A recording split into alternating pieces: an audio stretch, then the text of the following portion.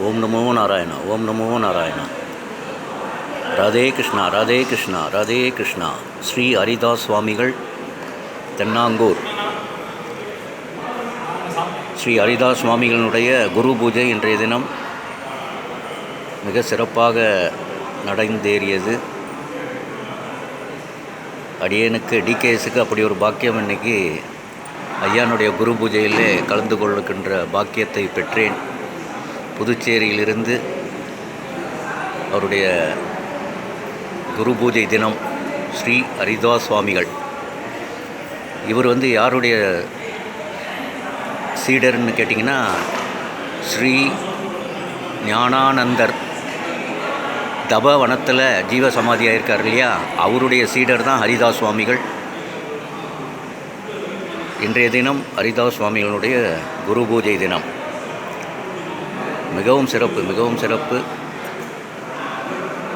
ராதே கிருஷ்ணா, ராதே கிருஷ்ணா, ராதே கிருஷ்ணா. இன்றைக்கி கிருஷ்ணபட்ச திதி.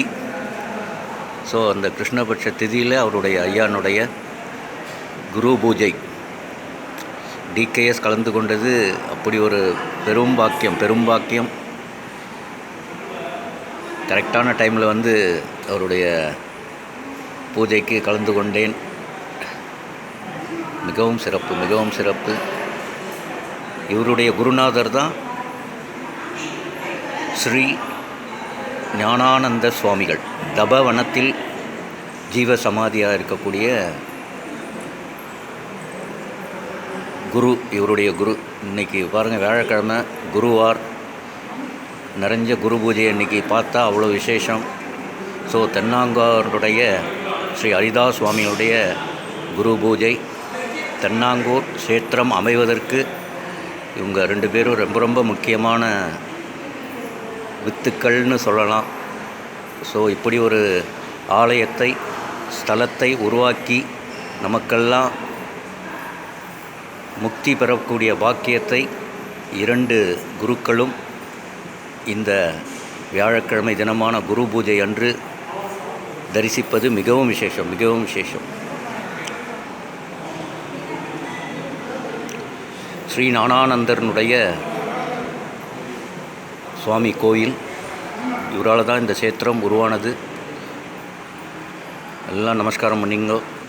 ஸ்ரீ ஹரிதாஸ் சுவாமிகளுடைய பாதரட்சிகா, அவருடைய ஜீவ சமாதி. இன்றைக்கி இவருடைய குரு பூஜை தான்.